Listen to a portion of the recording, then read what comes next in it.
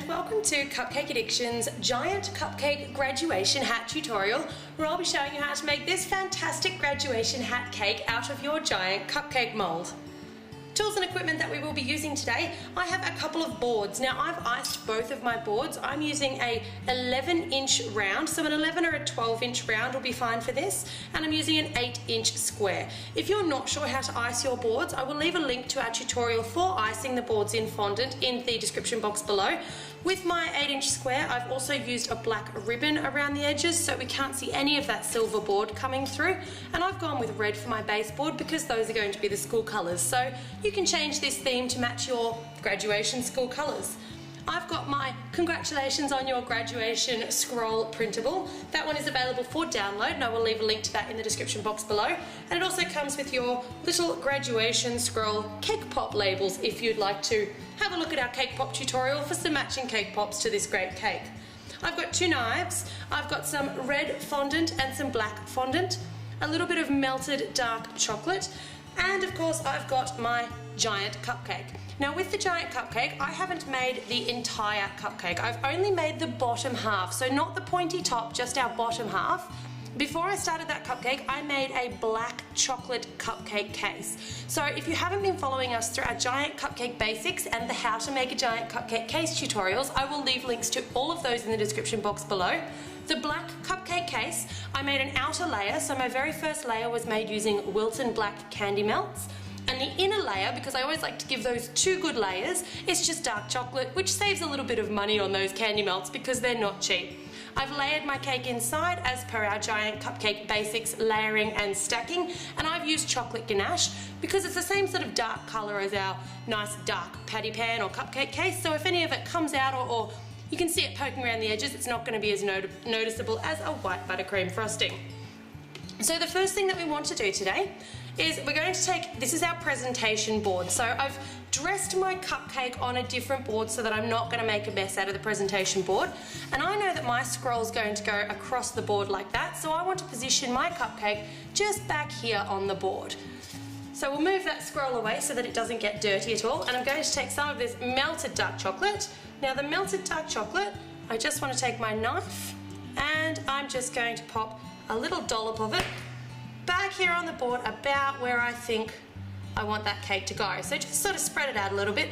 I've got ganache on that giant cupcake, so it's not going to matter too much. But what we want to do is just lift the board up, and so that I can make sure that everyone can see what I'm doing, move him forward, lifting the board up and turning this presentation board upside down. You want to position your chocolate blob right on top of that cake, and then holding both of them together, flip it. Now you should have your giant cupcake positioned nicely on your presentation board, and you can get rid of that other board that we've been using temporarily. At this stage you should have something that looks like this. Now if you're not going to use that graduation scroll, obviously yours would be in the middle. What we want to do from here, you'll see I've got a little bit of a gap around the bottom. Now I will also mention, you'll have a couple of lines in the side of your giant patty pan or your giant cupcake case from that silicone mold. So make sure that they're at the back of your cake and not at the front. We want to disguise this little gap that we've got going on underneath that cupcake. So we're going to take some of that black fondant and just roll a bit of a sausage. So I'm actually going to roll the sausage back here on the glass top because I do want a little bit of a stick. You don't want any corn flour or anything down for this, or else it won't stick quite as well to the bench. Too much corn flour and it sort of slides around. And I'm actually going to roll that quite thick, so I'm just looking at the gap that I've got in between the rim of my giant cupcake and the board, and I want to make sure that I completely cover that.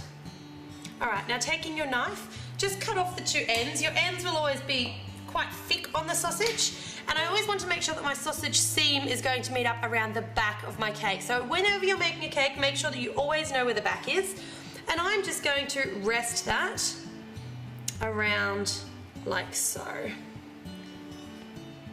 You can use a little bit of water to stick that down if you like.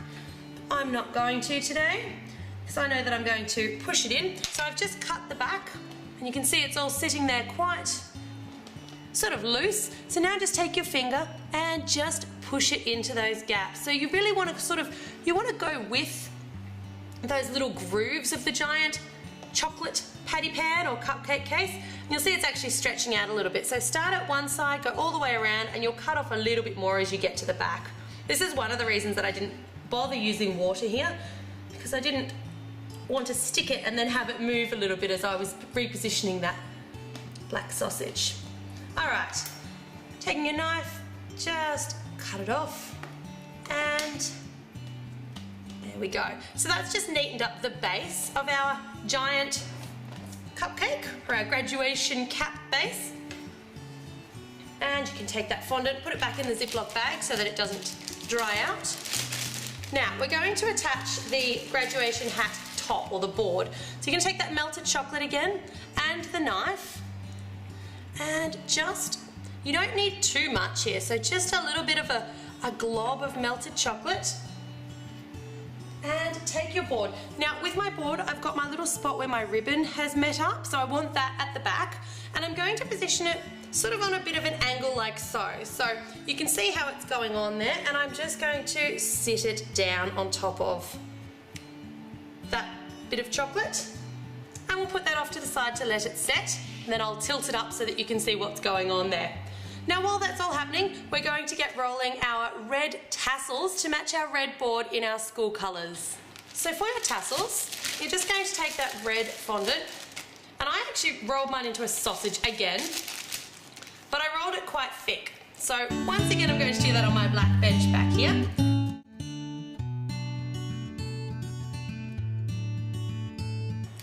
All right, so there's our nice fat sausage all rolled. So taking that knife again, I kind of like the fact that it comes up to a little bit of a thinner point on this end, so I'm going to cut it off. That's way too long for what we want, and I'm just going to pop it on and just sort of measure it out. So in the center of my board, I want that to fall to about here, so it's almost touching the board but not quite.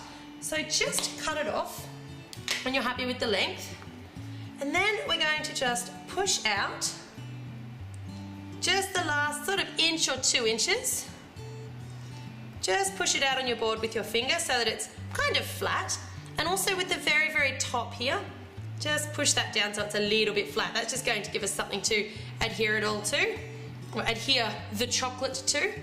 All right, now taking your knife, we're just going to make some tassels at the very bottom here. So just cutting. See there, some of them I'm splitting in 2 again at the bottom. So I've gone 1 tassel in the, sort of 1 tassel coming down, and then each tassel I've split in half again at the end. That'll just make them look nice and full. Now just taking your fingers, you just want to sort of round each of those little tassels off. So I'm really just going to kind of just mold them a little bit.